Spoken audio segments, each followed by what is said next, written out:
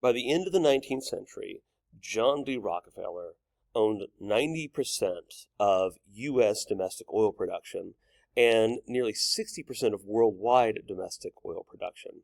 Rockefeller was considered to be the richest individual who had ever lived. He had more money than monarchs, than heads of state, than heads of government.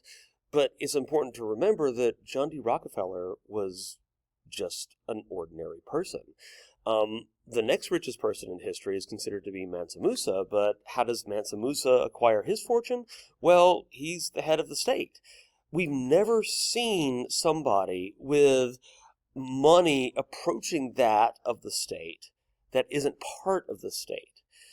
Most of the, what we call the captains of industry, or the tycoons, or the robber barons as they're called, these are people like Robert Owen, John D. Rockefeller, J.P. Morgan, Andrew Carnegie. These are all people from mostly middle-class backgrounds. Now, they have a few lucky breaks, but they manage to end their careers dominating in whole sectors of the economy. And no government had really anticipated that, had really foreseen the consequences of the private sector actually competing with them in a lot of ways, at least in terms of overall wealth. So this is going to cover the consequences of the Industrial Revolution and the emergence of capitalism. So we see in government functions during the time period of the Industrial Revolution the influence of the French Revolution. Remember, the French Revolution was very meritocratic, and you see civil service examinations in most governments that are sort of adopted on Napoleonic lines. The Chinese are over here saying, well, we've had exams based on merit since, almost before the collapse of the Western Roman Empire. So speaking of governments, the great question during this time period, the great social question, is to what extent should the government step in or intervene to deal with the consequences of this enormous wealth? So if you are Adam Smith or John Stuart Mill, remember, you kind of believe that the government should interfere as little as possible. Not only do you believe that's economically efficient, you also believe that's morally the correct thing to do. And yet, you have factory safety as a major concern during this time period. So, for example, in the early 20th century in the United States, there was what we call the Triangle Shirtwaist Factory Fire, in which workers, almost all of them female, were locked into a basically almost like a high-rise factory in the middle of New York City. And they were locked in their manufacturing areas, basically to prevent them from taking breaks, because barbarians, you're wasting company time. Well, of course, a factory breaks out, and they are unable to leave, and actually the factory managers leave as soon as the fire starts, and of course the doors are still locked. So what happens is that these factory workers are forced to climb up the stairs, and basically they have to jump from a multi-story building in order to survive, and spoiler, a lot of them don't make it. And so this is all happening in the middle of New York City, so it's happening in plain sight of everybody. So not only does this sort of emphasize the need for safety regulations for workers in general, but especially it also kind of emphasizes how sexism is so prevalent in these industrial workplaces. In general, you do see the emergence of higher wages and shorter working hours. Some countries start passing things like minimum wage laws. And in Britain, by about the 1840s, you have legislation that's used to basically ban child labor. Now, the question is, to what extent should the government provide something like a safety net for things like accidents, illness, old age, and unemployment? Now, in most cases, you don't see societies really embrace those things until the early 20th century. But interestingly, you do see Germany and Japan adopt a system of Social Security in the late 19th centuries. The reason for this, the reason people are basically considering the idea of welfare is that oftentimes with capitalism, you have a boom period and a bust period. And with capitalism kind of promises that there is going to be an economic contraction at some point. You just hope that the economic contraction is as painless as possible and the economic boom is as good as possible. And to be honest, that is what modern economists try to manage.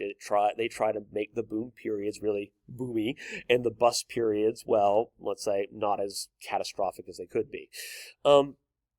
So during this time period, however, imagine that you're a worker. You've gone to work every day. You've done your time.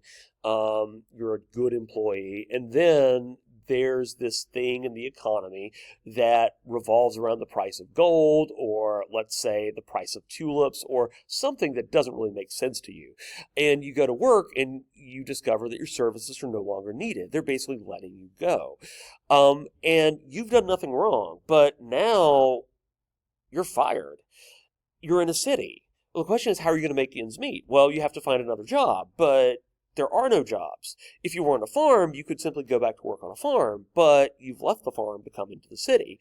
So now you have to figure out how in the world your family is going to survive. So also being in a city, you're often away from your extended family, which is, oftentimes like the original welfare system of pre-modern societies.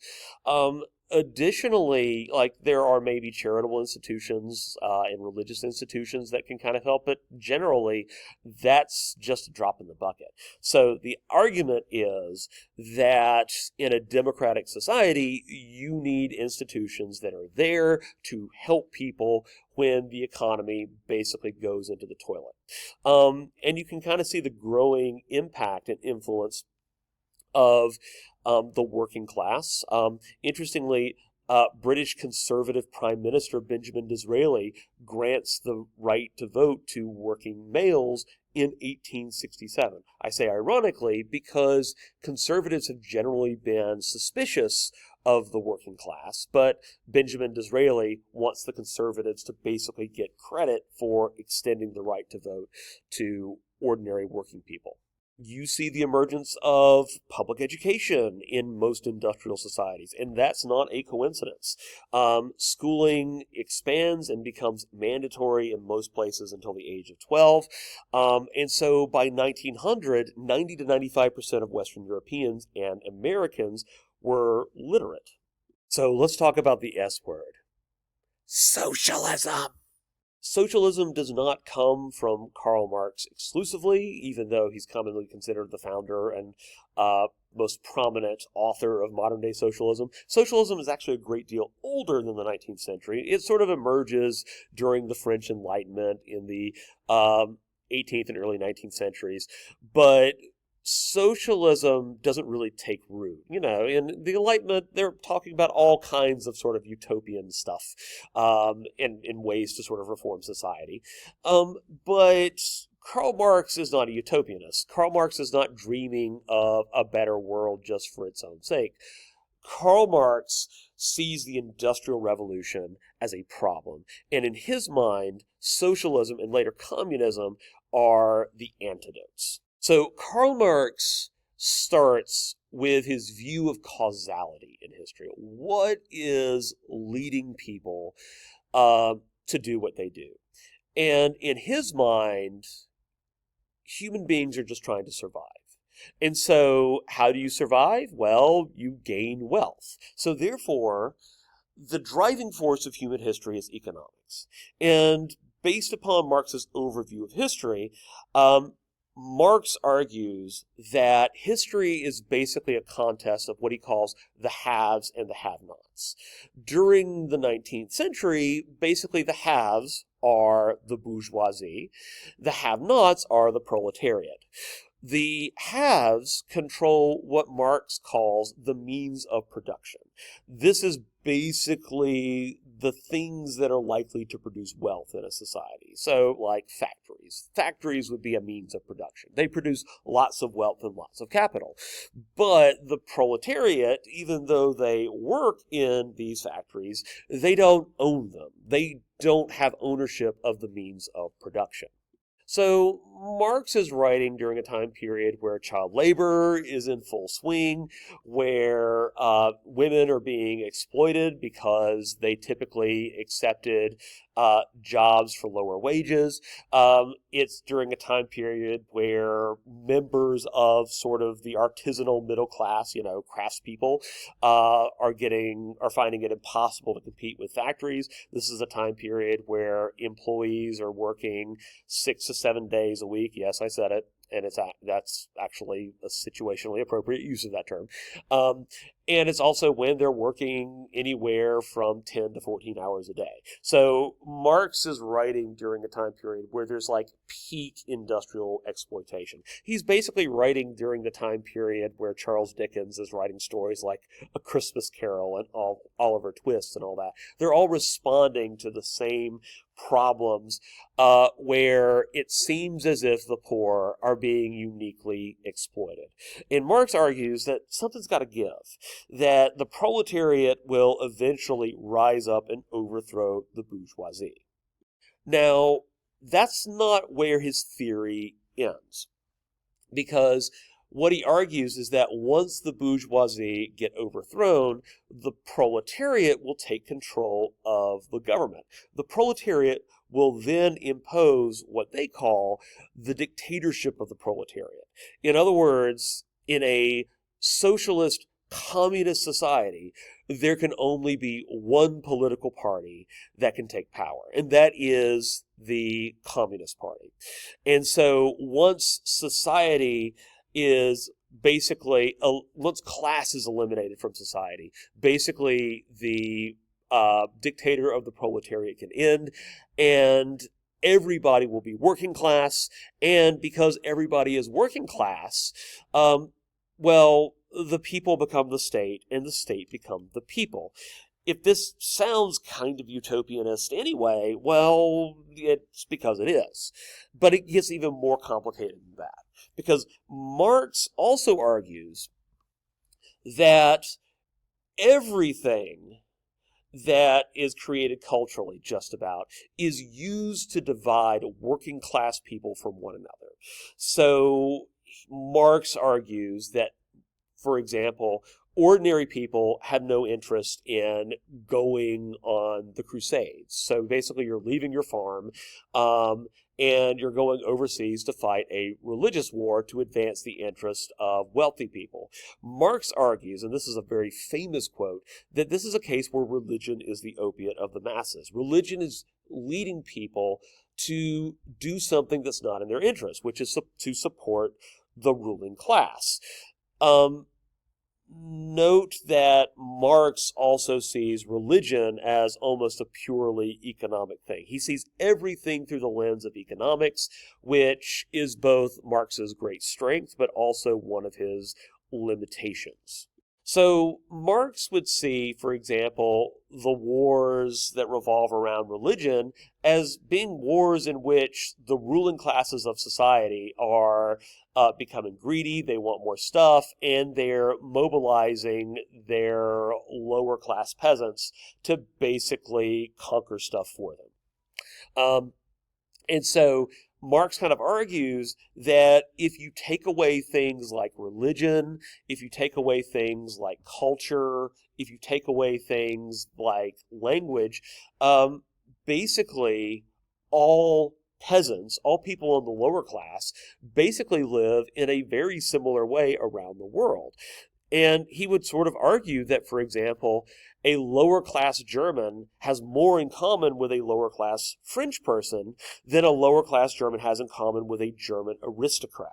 And so, based upon the idea that all working class people are the same, that's his assumption, what's going to happen is that eventually revolution will spread throughout the world. The bourgeoisie will be overthrown, and you'll see the creation of communist states all over the world, and eventually there's going to be one world communist state by the end of it. Again, if that sounds kind of utopian, that's because it is. This is that moment where I point out that many parents are afraid that their kids will actually learn Marxism in school. And to be honest, you have to teach it because it is a historical phenomenon.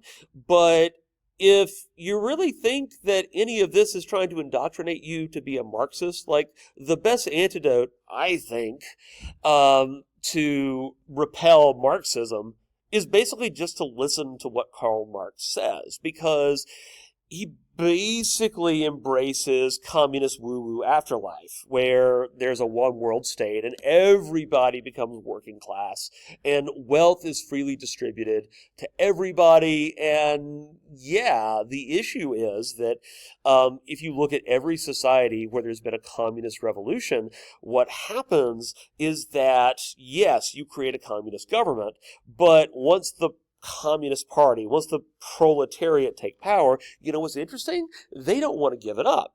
And so you have communist dictatorships, and this is where people sort of endlessly argue that, you know what, if we only had true communism, if communism were only done right, then everything would be fine. But the communism's never done right. And, you know, my reply to that, of course, is how can a system be functional if a system has never actually worked right to begin with? That's just my question.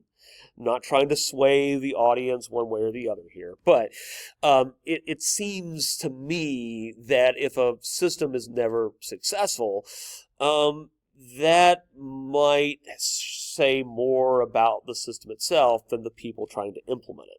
Socialism, though, does become quite popular, especially in the working classes and especially among labor union groups. So you actually see the rise of socialism in authoritarian and very conservative Germany. Then it spreads to countries like Austria and then France by the 1880s.